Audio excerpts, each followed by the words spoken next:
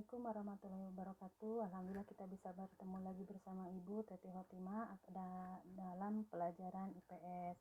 Kompetensi dasarnya dalam pembelajaran ini masih sama dengan seperti kemarin, namun indikatornya adalah menjelaskan kondisi geografis dan karakteristik negara-negara anggota ASEAN. Namun di sini saya akan mengambil dua sampel negara, yaitu negara Indonesia yang negara kita, dan yang kedua adalah negara Brunei Darussalam.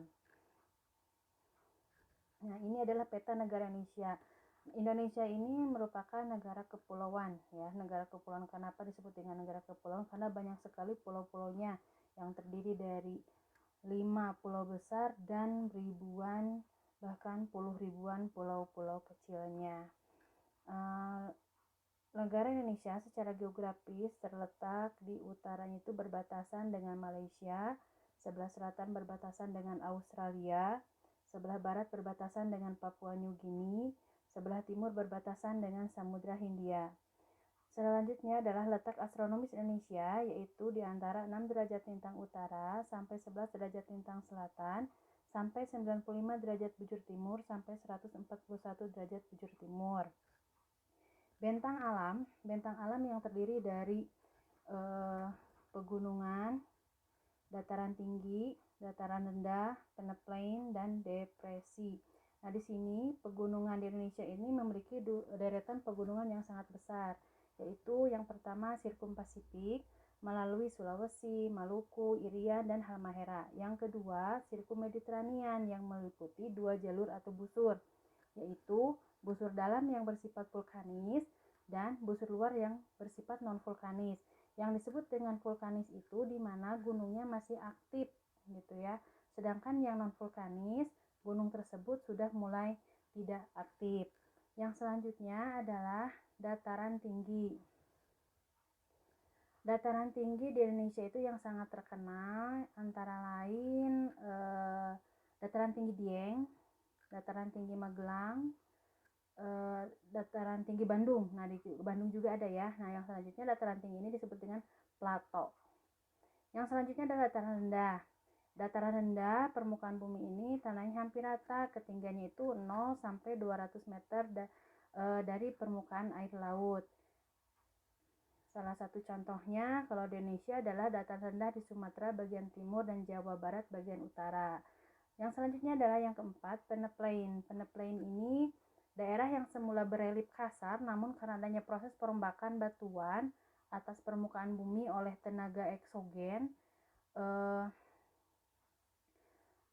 sehingga bentang alam itu sisanya berubah menjadi relatif datar. Jadi yang tadinya bisa menggunung, yang tadinya bisa berupa dataran tinggi, bisa karena adanya tenaga dari luar, maka bisa berubah menjadi datar. Nah, itu contohnya adalah kita bisa menemukan di Pulau Bangka dan Belitung.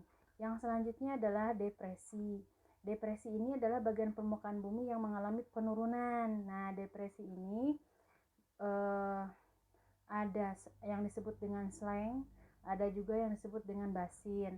Salah satu contoh relief dasar laut misalnya ada palung laut, lubuk laut, punggung laut. Nah, itu adalah hasil-hasil dari depresi. Yang selanjutnya adalah keadaan perairan. Perairan di Indonesia itu terdiri dari laut, danau, sungai, samudra, ya. Itu contohnya misalnya danau yang sangat besar luasnya itu seperti Danau Toba.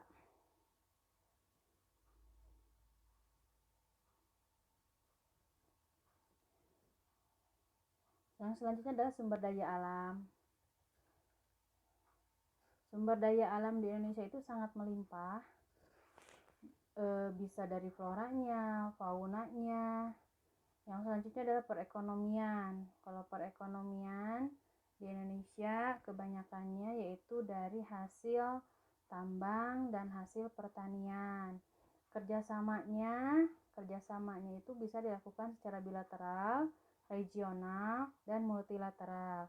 Kalau bilateral ini dilakukan oleh dua negara. Kalau regional itu misalnya Indonesia bekerja sama dengan negara-negara se-ASEAN. Kalau multilateral adalah bekerja sama dengan beberapa negara.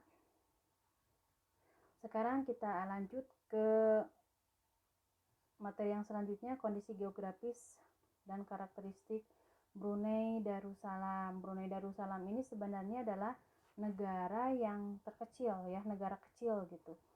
Letaknya hampir sama, satu daratan dengan Malaysia dan Indonesia. Nah, secara astronomis, negara Brunei Darussalam itu terletak di antara 4 derajat lintang utara sampai 6 derajat lintang utara dan 114 derajat bujur timur sampai 115 derajat bujur timur. Iklimnya tropis, hampir sama dengan Indonesia.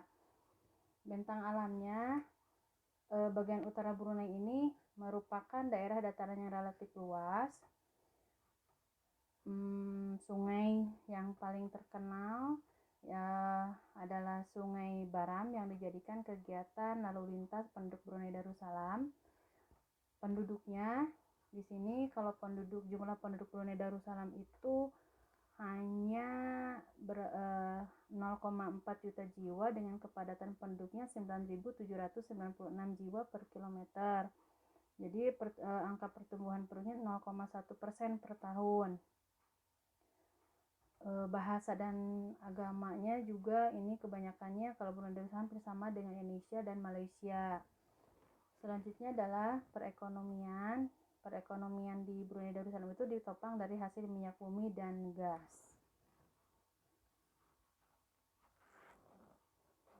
Sumber daya alamnya, sumber daya alam yang jadi andalan terbesar di Brunei Darussalam adalah minyak bumi dan gas.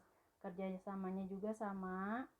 Kerjasamanya itu bisa dilakukan secara bilateral, regional, dan multilateral. Salah satunya contoh kerjasama Brunei Darussalam adalah ikut menjadi anggota WTO, World Trade Organization, G7, APEC, OPEC, OKI tuh. Nah, sekarang setelah mempelajari karakteristik dan kondisi geografis dua negara-negara ASEAN, kalian isi kuisnya. Setelah mempelajari kondisi geografis dan karakteristik dari dua negara ASEAN, sebutkan salah satu contoh kegiatan perekonomian bilateral yang dilakukan oleh Indonesia dan Brunei Darussalam. Jadi, yang dilakukan oleh Indonesia dengan Brunei Darussalam, salah satu contoh bentuk kerjasamanya apa? Tuh. Mudah bukan belajar dengan IPS? Selamat belajar. Assalamualaikum warahmatullahi wabarakatuh.